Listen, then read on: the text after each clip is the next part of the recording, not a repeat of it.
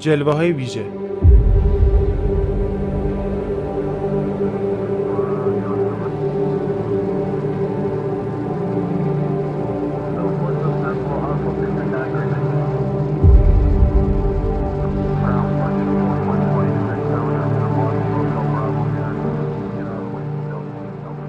بچه توی این پکیج آموزشی که مبتنی بر 3 نرم افزار بلندر، افتر افکت و پی اف ترک هست، اول از همه به بررسی عملیات ترکینگ در موقعیت‌های مختلف و مثال‌های گوناگون میپردازیم. ترکینگ سه‌بعدی رو توی افتر افکت انجام میدیم و یاد میگیریم که چطور نقاط ترک رو پیدا کنیم، انتقالش بدیم به بلندر که بخوایم بقیه کارهامون رو پیش ببریم. ترکینگ ویدیو رو کامل توی چند تا مثال مختلف توی خود بلندر انجام میدیم.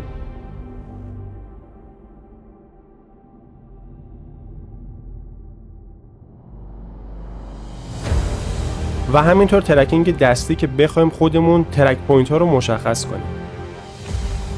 هممون میدونیم که حوزه جلوه‌های بصری یکی از مؤلفه‌هاش ترکینگ فیلم است و همین رو توی پی اف ترک هم انجام میدیم که نرم افزار تخصصی این کاره.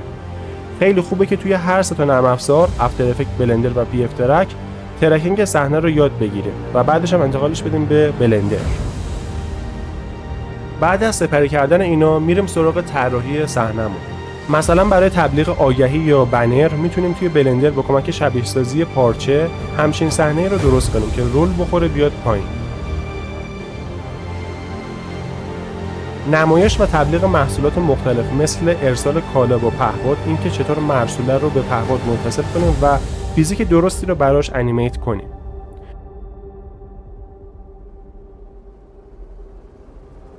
یا فیزیک و انیمیشن برخورد جعبه‌های موبایل بر روی سواد فروشگاهی و تنظیمات دقیق مارجین، اینکه بخوایم یک صحنه واقع گرایانه و اصولی رو به مخاطب نشون بدیم.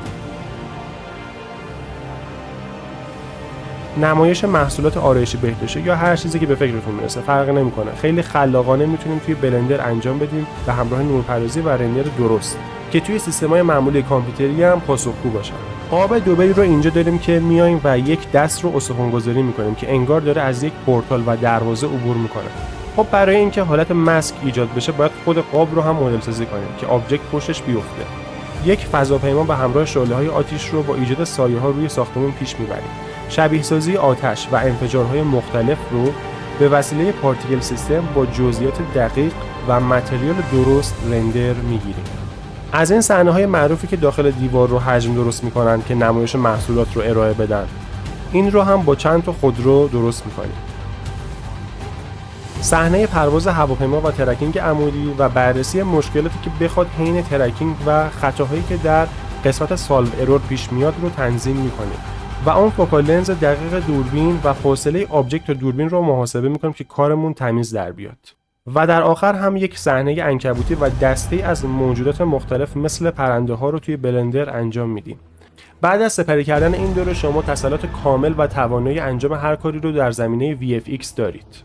چون این آموزش‌ها پروژه محور هستن و ساعت‌های زیادی رو شما باید تمرین کنید و وقت بذارید. توی این دوره می‌بینم